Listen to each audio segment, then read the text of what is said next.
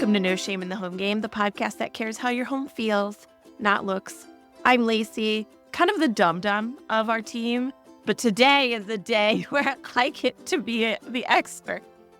And I'm with my co-host, Sarah, who's not a dum-dum, but who gets to be a little bit more of the question asker. Hi, Sarah.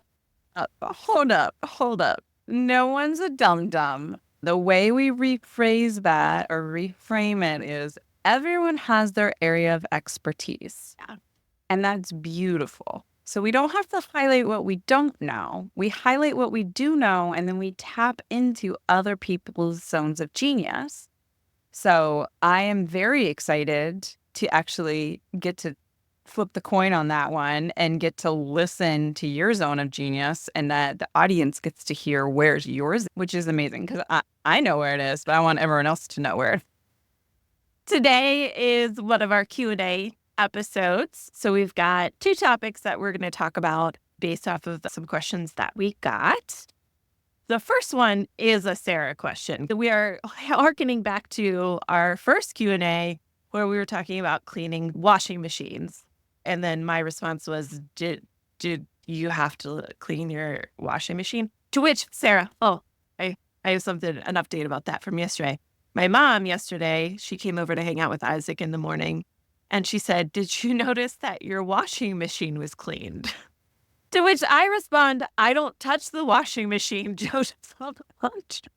Apparently, my dad, in one of his things that he did for us while we were out of town, cleaned our washing machine. Do you know what steps he took? Oh, not to a clean? clue. That would have been a fun little here are your dad's steps to clean the washing machine. Now, it is funny, though, because my dad also really cleaned our sink in our kitchen because it's a white, I don't know if it's Corian, but you know that kind of, it's a hard material, but the white of it can get really dirty, especially in a sink.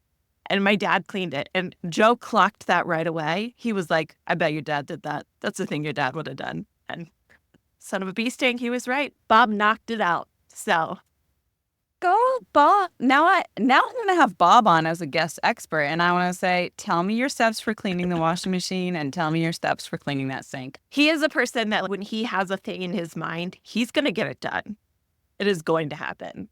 So I'm sure that was just, he was like, yeah, I'm going to do this. And he made it happen.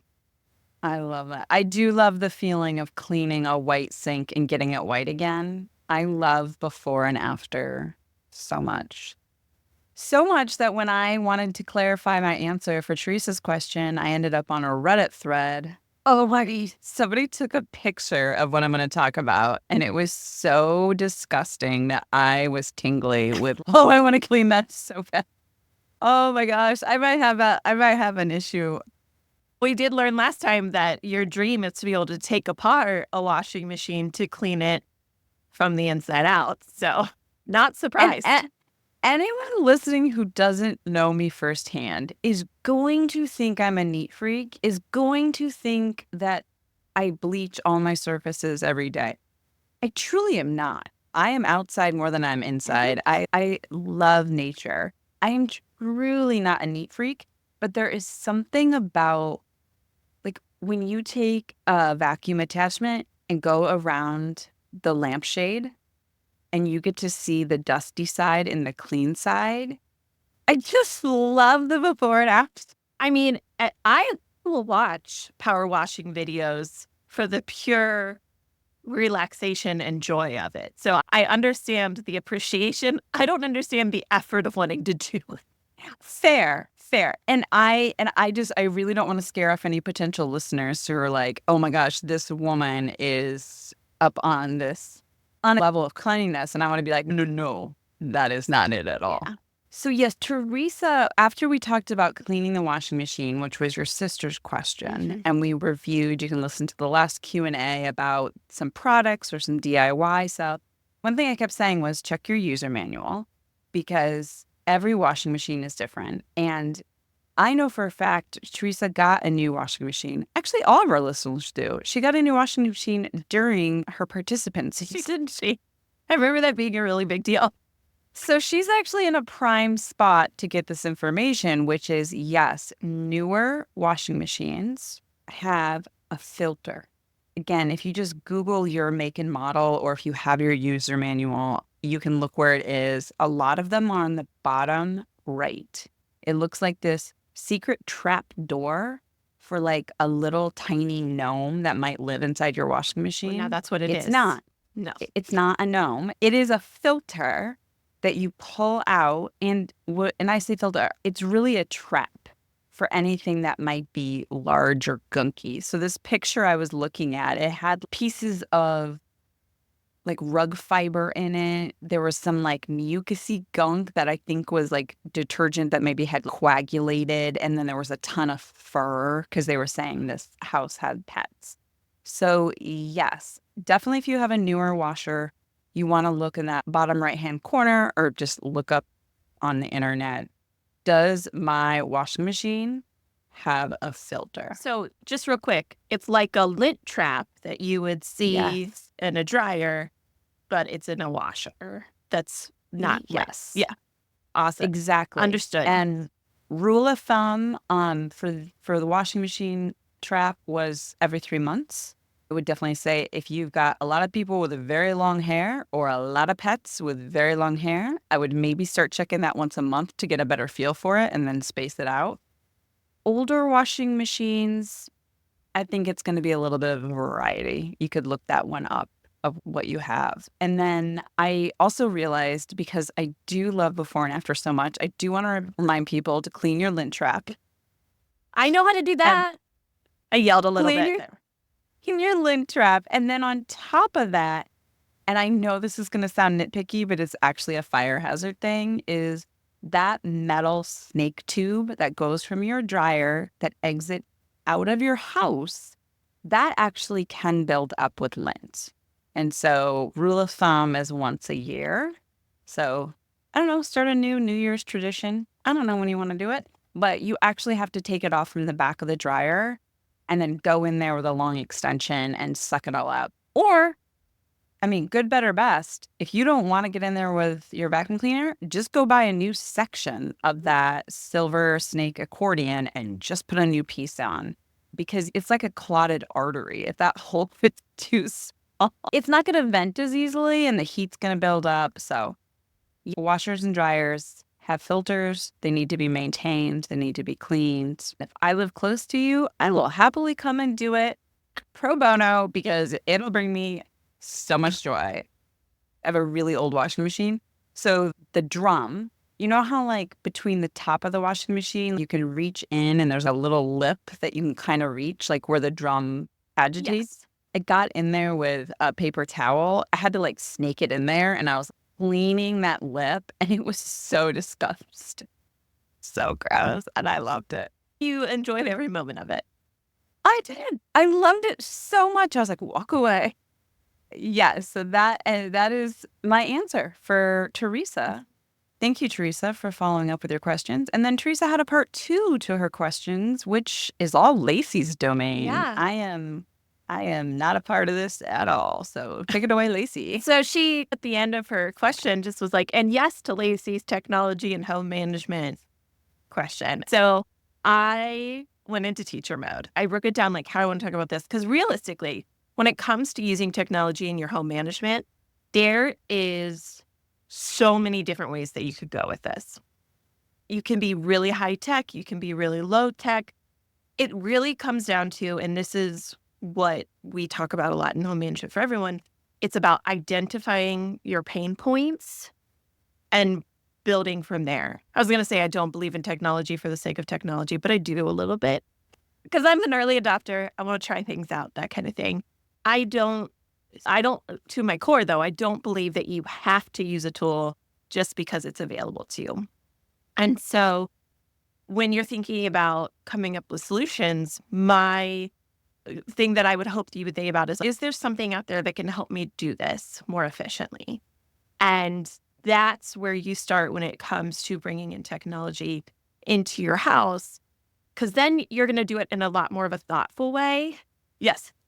I was just going to say, when you said that, I'm glad you set it up that way, because when I work with clients, there's often this urge, or they've already done it, to go and buy an entire organizational system. Mm-hmm. Start by identifying your pain points. See if you already have something that fits the bill. Instead of, it's like almost backwards engineering. I've seen people do that with technology too. They're like, oh, I'll buy this entire system. Yeah. And that's where I get overwhelmed. And there is some good reasons for why people would do that, which is my next point, is that right now there really are several, when it comes to your virtual assistants, think of Alexia, Siri, Google, those different things, they create an ecosystem for you to build off of. So at a point, if that is the route that you want to go, is building this kind of ecosystem, you do need to make a decision to then be able to use the tools to build out.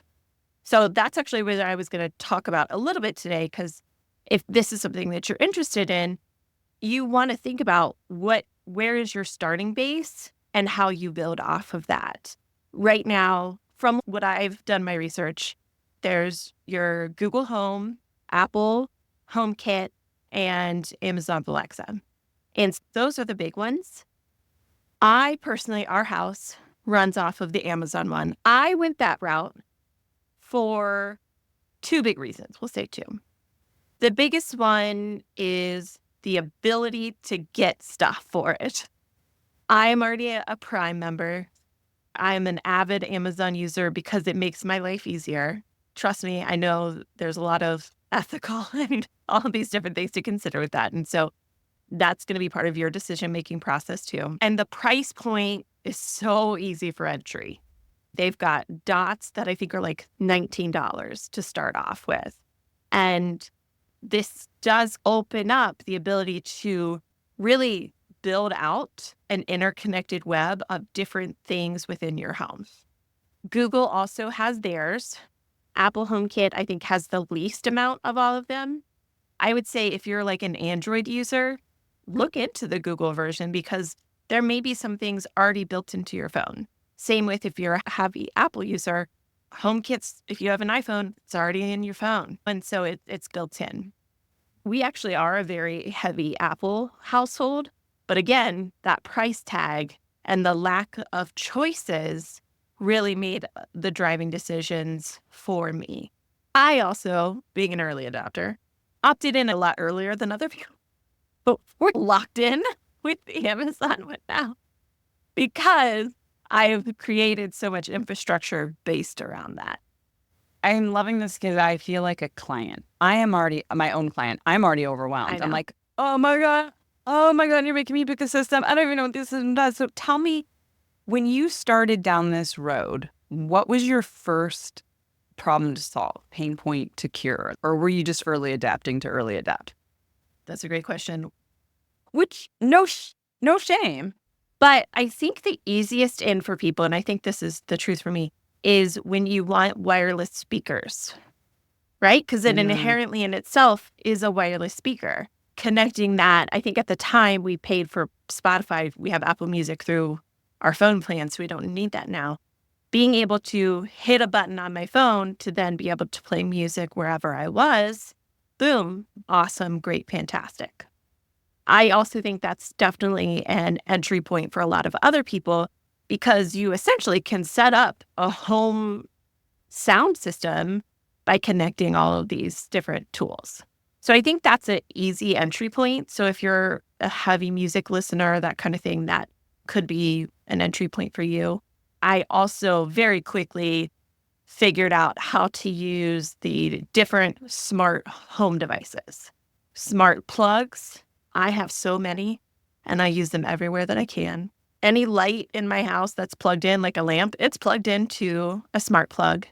And I have connected, I buy one that I know is compatible with the Amazon, and then I connect via an app, and then I can control it with my voice by syncing that app with the Alexia app. And there are lots of options for that on Amazon. And they say, because right, they want you to do what I did. They want you to buy into the ecosystem because then you're stuck. They'll say compatible with Alexa. How does that work if you've got 20 lamps plugged in and you're in one room and you want a lamp turned off in another room? Do you have like code names, like turn off Captain Sparky? I mean, you could name them people names. I name them like based off of where they are personally. Okay. Okay. I mean, Well, that seems like a missed I know, opportunity, I but know. Another thing that you can buy is smart light bulbs. So let's say you do have overhead lighting. You can buy smart light bulbs. Then you just leave the switch on and then you can control the bulb with your voice. So for example, here in the office that I'm working in, I would say, Alexa, turn off office, and the light just turned off. So no matter where I am in the house, I can say that.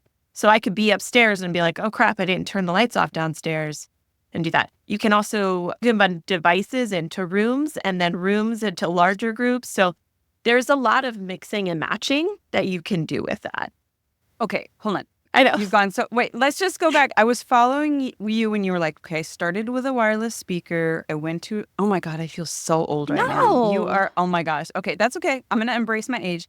Okay, wireless speaker to smart plugs. You can also have smart light bulbs. I'm with you. Okay. What's the next layer of what you can do? Security system is another thing that a lot of people have. I have a Blink doorbell, which is like Ring, but it's Amazon's version. Anyway, when someone rings our doorbell, all of the Alexa devices in our house say someone's at the front door because they're connected, and that's how it lets you know. I also get a notification on my phone, and then I can also see people on my phone too. Can you talk to them? Oh, yeah. That's fine. I like the only people that I've talked to are my kids, where I'm like laying down and I'm like, something, shut the door. So You are, this is all very like wizard-esque, magician levels. I love it. You're like, you extend beyond your physical presence. I love it. if I can make my life 1% easier I know. with technology, I will. I am excited to tell you about one of my very favorite places. It is called Petal and Hive. This store, owned by Jillian, who is one of the most wonderful people I know. She has clean beauty products. She makes her own products, so she knows the recipe, she knows exactly what's in them, and they are magical. Everything from serums to lotions to body creams to foot care, everything that you can have to pamper yourself, or as we're going into the holiday season, to pamper somebody else. If you need a gift for someone or for yourself, go to petalandhive.com. Look at everything she has to offer and let me know what you end up trying, because I love all of her stuff and I would love to hear what you love.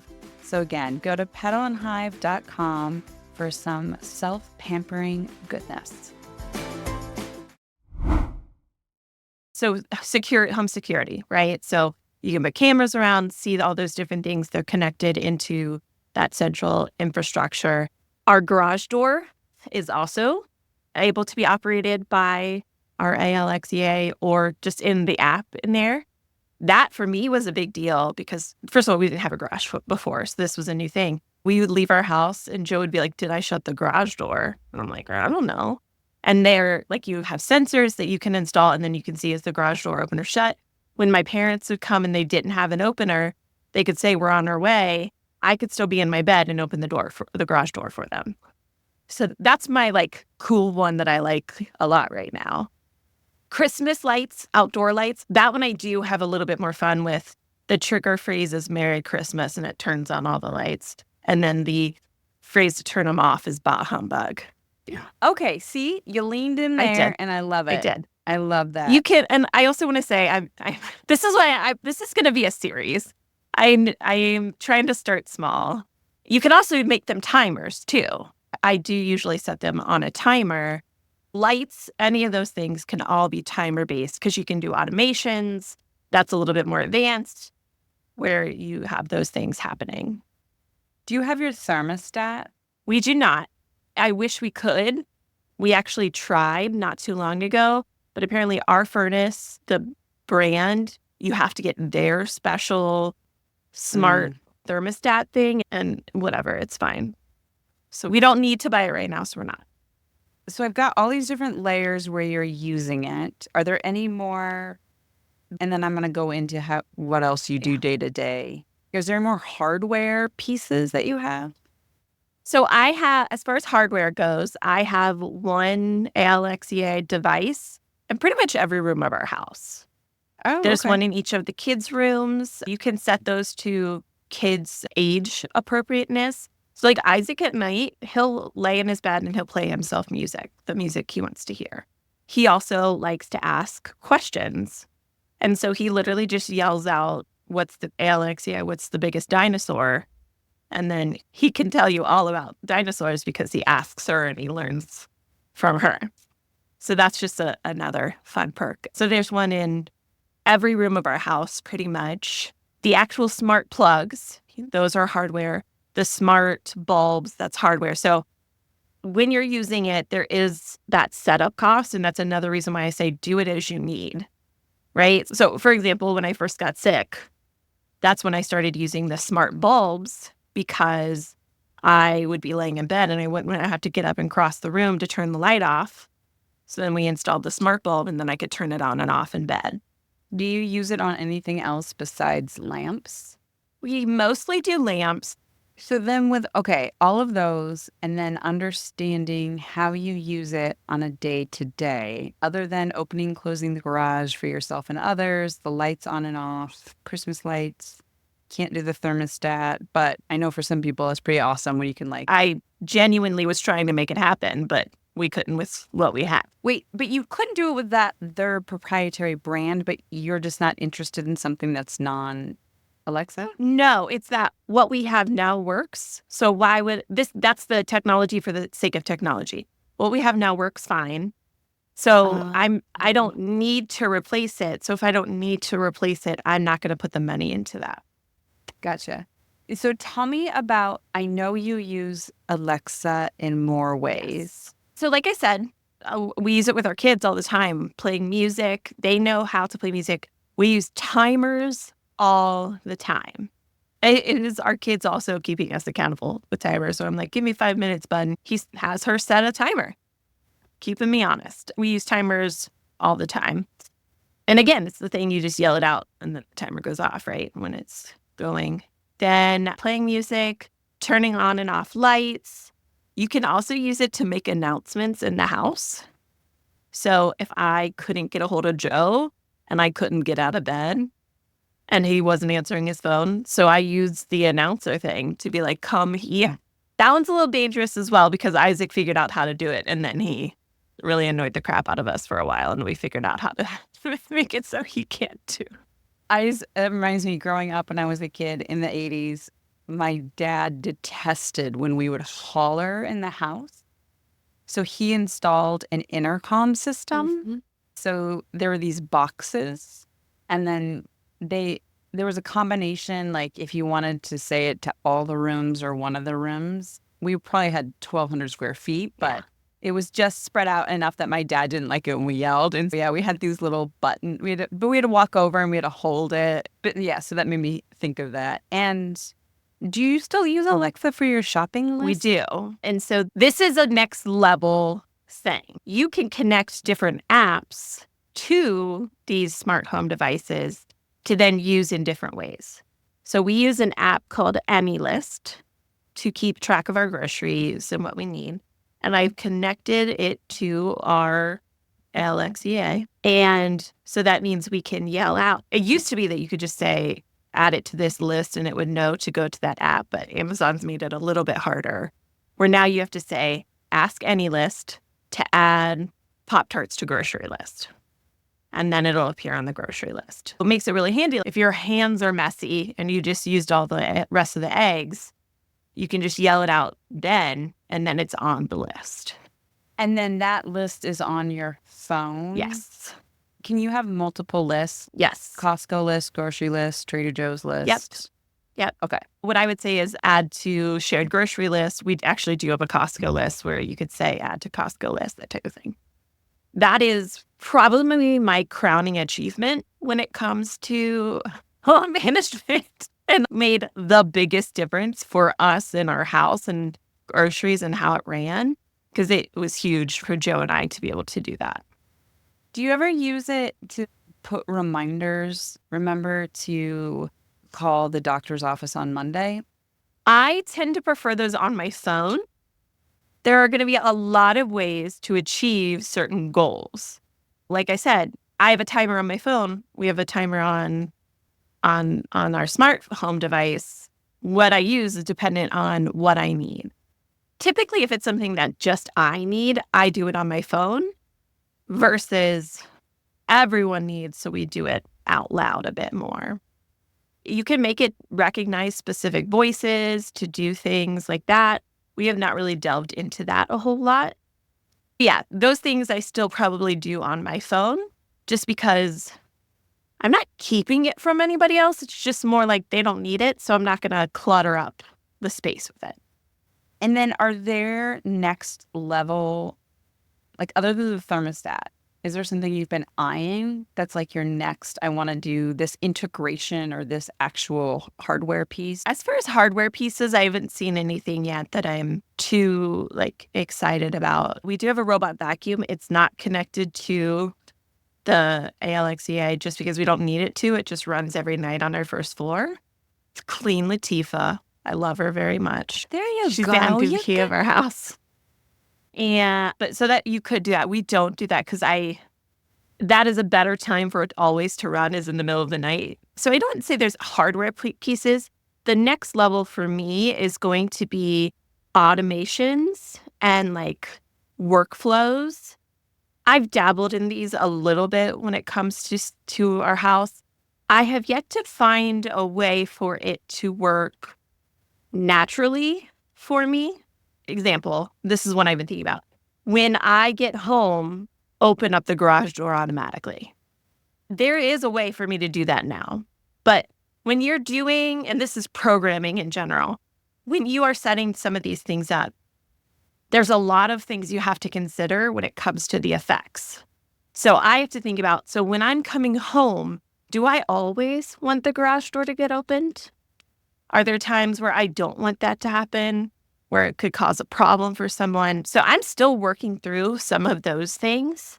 And some of those things are just things I need to talk out with Joe to get his thought process on as well. Because there are Apple, you can combine, they have something called shortcuts, which is basically basic programming where you can connect different apps saying, when I do this, start this timer, remind me in this amount of time. They have a laundry timer as a example. That's okay. You press one button and it starts the timer and then it reminds you at a certain time to go get the laundry, that type of thing. So I actually don't do the laundry in a house, but if I did, I would use that. That is a way to combine things as well. So that is a next level step for me. I just haven't necessarily found the right pain points to fix with those. Is there a smart oven? Because yesterday I had to bake something at 400 and then I was supposed to turn it down to 375 after 10 minutes. Didn't. So I baked it at 400 and I'm like, oh my gosh, what if there had been a smart thing where I could have told it the 10-minute timer, turn it down to 375? I have such a hard time believing it doesn't exist. Oh my It's gosh. just how accessible is it price-wise and when will it just become the norm? Do you remember when having Bluetooth in your car was the biggest deal? And now it's almost a standard feature. So it's really just when are we going to get to that point? Pop quiz. Yeah. Do you want to guess? I have an Alexa and I was same entry as you. It was because I wanted a speaker and it did a couple of things at the time and it made the price point make sense. Do you want to know the number one question I ask Alexa? What's the weather? I have 2 weather apps on my phone that I prefer. No. I always have to ask when I'm getting Iris dressed in the morning because I'm in the throes of getting her dressed. That I need the information then. I don't want to pause to go look at my phone. What time is it? No. I don't know. What? You were having fun, but I can tell you're not having fun. I don't like not knowing things, Sarah. The number one question is how to convert teaspoons to tablespoons to cups. Yep. Or a third of a cup or whatever. And what's funny is the number of times I've asked her the same exact question. I can't believe she hasn't yelled at me and gone, have you not memorized this by now? Are you serious? That is the one thing that I love because like you said, when my hands are dirty, to be able to ask her and not have to open up my phone has been lovely. But it's also funny how far the technology has come. Because Yeah. I remember early on, I asked Alexa, what's a recipe? I wanted an entire guacamole recipe. And she came back with the primary ingredient in guacamole is garlic. And I was like, I know for a fact that's not true. It is? I think she, no. No, it's not I the know. I think this was early on Yeah. and she went to a recipe and that was the first ingredient listed. Mhm. But anywho, so to recap what I heard from you and what I want Teresa to pick up on is whatever pain point you have that's most pressing, to then ask, is there a technology solution to this? And then it's about picking which ecosystem you want to enter. And you can mix and match them, but there is an advantage. Very exciting news. You can now sponsor joy. You can put more joy out into the world. Go to joyfulsupportmovement.com, scroll down to the bottom, and hit the support button. There, you can sponsor joy financially, and added bonus, you can put a joy ripple out into the world by either giving a shout out for yourself, thank yourself for all the hard work you did today with laundry. Give a shout out to a neighbor who picked up a package so it didn't get wet. You get to put that joy ripple out there, and we will do the shout out on the podcast, and you will be supporting joy in the world. Thank you so much for your support. So here's my next question to you. Would you ever convert to another ecosystem? Oh, I could definitely see us switching to an Apple ecosystem because this actually goes really nicely into my last bullet point of what I wanted to make sure we talked about was the Amazon ecosystem is easy to enter, but you do pay the price in user interface. There's more glitches, in my opinion. The best example is my kids have Fire tablets and I have an iPad. Operating their Fire tablets is the most frustrating thing in the world for me. They feel like they're breaking all the time. They're not intuitive. But my iPad I've had for 6 years now, and I love it, and it's still working great. So that is what I would say is one of the most frustrating parts of this, is that it is an easy entry, but you do pay the price sometimes. And sometimes one of our lights just turns on and off for no apparent reason. I've had some hiccups with Alexa, like when we've had to change our router or the internet or the electricity goes off or something, and trying to go through the hoops again. And I'm like, is it because my device is old or is it because the user interface is just so painful? What about the Google system? Would you ever go Google? For us, I just don't think it makes sense because we are so heavily invested in an Apple ecosystem. We have an Apple TV. I have multiple Apple TVs, actually, phones. My computers are all Apple. And that is one beautiful thing about Apple that, again, I do think it makes it worth the price point of the fact that like handoffs happen so easy. It is very seamless. If we moved and I could start over fresh in a house, I would probably go the Apple HomeKit route because it would be the most user-friendly and reliable. I have a family member who calls it drinking the apple juice. If you go all in on Apple, Yeah. you drink the apple juice. I actually get what they're saying. Oh, I do. But it benefits me so much that I'm not going to be sassy about it. And also to Teresa listening and anyone else, I also know there are other companies that make these same products. Yes. It's just, like you said, if you want to have them weave together and have it be all of the same, but you could have different apps on your phone for different devices. Absolutely. They don't all have to be. And there's pros and cons to all of that. There is. And that's why it's and I really encourage you to think about what is the problem I'm trying to solve? What is my level of comfort? So like if it was up to Joe, we would have none of this. He's like, cool, it's beneficial. He's not going to take the time to set them up. I'm like a kid in a candy store trying to figure out how to automate anything that I can. There is no shame in having little to no interest for it and patience for it. And there's also no shame in recognizing this makes my life easier. I'm going to use the shortcut. This is a big thing in my world right now that I'm just continue to remind myself. Life is hard. It is hard. Trust me, there are so many things in life that is hard, but it doesn't have to be. There are a lot of times in our life we make things harder on ourselves because we feel like we should be doing something a certain way, or it's always been done a certain way. And if you are finding that you are saying, like, I don't need this because it makes my life easier and that makes me lazy, stop it. If it makes your life easier and it makes your life better, that's great. There is no medal at the end of the race for being the least lazy person and not taking advantage of the tools that are available to you. It is the equivalent of saying, I'm not going to drive the car. I'm going to walk, even though it's going to take me 4 hours instead of 20 minutes. Yeah.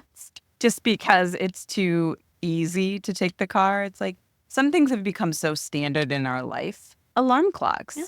Do we rely on our own internal clock? No, we use alarm clocks now. But yeah, there's certain things that are more widely accepted.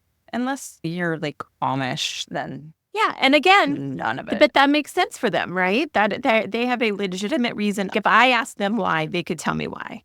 But if someone tells me, oh, I just think I should do this, no, that's not a good enough answer for me. And I will be honest, this is not something that I truly recognized until I had chronic illness. And literally every step and every moment of my day matters to how I am able to function the rest of the day and the following day. And so I refuse to have shame in making my life easier in those different ways. And I'm still learning this as a person who almost passed out in the Louvre because she didn't ask for assistance and she probably should have. Same with our security line. I should have just gotten in a wheelchair or else I would have passed out. It's very easy to use that self-negativity or self-shame to not use these tools. I personally don't think that's a good enough reason. I don't think that is a reason that is helpful. I don't think that's a reason that is sustainable in a lot of ways. And so I do encourage you, dear listener, to question if it is, hey, I don't mind doing this task, that's valid. You know what I mean? And it goes back to the premise of no shame in the home game, which is manage your home easier so you have time for the things you want to do. Exactly. If using one of these, and especially with you where your energy is so precious, but for anyone, if using one of these tools gives you an extra 5-10 minutes of not just time, but energy to put towards something you truly love to do, then the calculus makes sense. But it's not going to be the same for everyone. And that's okay, man. And that's okay. And so I don't feel a need to keep up with the Joneses because of that type of stuff. And so there is no reason for you to put these tools in your house if you don't like them, if you don't think that you'll use them, that kind of stuff. So really come from a place of wanting it and that kind of thing, not that you should. And I think that's wonderful. And I love that loops up back into our premise. And I'm already seeing this as a great blog article for people who are tech curious. Yeah. And going through those steps of what is your pain point? What is your comfort level with that? I think that's a great way to think about it because there is this societal pressure. Have the Apple Watch, have the AirPods, have the Blink, all these new things. And I love that you're approaching it very differently. Funny side note, have you seen the SNL skit for what do they call it? It's Alexa for Senior. It sounds familiar, but I cannot bring it to my brain right now. I have seen it over 10 times. It cracks me up. Well, especially because Kate McKinnon is one of the people in it. And I just adore Kate McKinnon so much. Alexa, turn up the thermostat. It is already 106 degrees in here. You can't what? Turn up the thermostat. Why would you do that? It's and then it'll respond to any name that's even close to Alexa and they do a whole list. It is so funny. Reminding me of something else too that I do want to mention. So Apple Watch. Do you know what my favorite feature of my Apple Watch was? The time. No, I could find there's a thing where you can ping your iPhone and find it very quickly. That ended up being my favorite feature. And I say that because you may find something along the way that makes it even better of a use of your time and energy. There are a lot of collateral pieces of beauty and joy that can come from it too. Yes, that is a very good point. What's best for one person, it might be a completely different tool for another person. Yeah. This will not surprise you. I used to have a Spit, and then I stopped wearing it because it was overstimulating to me. It was like reminding me to get up and move. Yeah. And then it was congratulating me for moving. And then I had it set up and I could have turned it off. But so I wanted to know when I got text messages, Yeah. but it ended up just being too stimulating for me. Yeah. Since I'm home all the time, I don't need the Apple Watch because I'm like, my phone is already it. I'm never not with my phone anymore. Yeah. Where would you lose it though? Get up and move from one room to another and think that I took it with me and I didn't. In a bag somewhere. So how would it find it for you? It beeps. Warmer or colder? You can hear the beep of the thing, so you can just go find it. Maybe we'll have to pin this for another podcast about this other podcast I listen to. There's this ongoing debate about losing things. And one of the people says, I always put things in the same place and keep it in eyesight. And the other person thinks that's bonkers. I'm with person A. What if they think they do that, but they don't? I may or may not be thinking of a specific person in my life who's, I would never put that there. And then it's, who else would have put it there? That would just be self-awareness. I am more systematic about, you're never going to find my shoes in the middle of the hallway. I'm very systematic. It goes here or here. And like where I put my phone down, again, very systematic. It's either going to be in this location or this location. There's different ways to be. And that's what's beautiful. Well, we should wrap up with our moment of gratitude. Moment of gratitude today is brought to you by silence. I love my family. I also love silence. And my boys went out of town for 24 hours, and I have enjoyed so much. Even like I put everything away last night, and it's like I woke up and everything was exactly where I left it. I was like, wow, that's nice. It's pretty nice.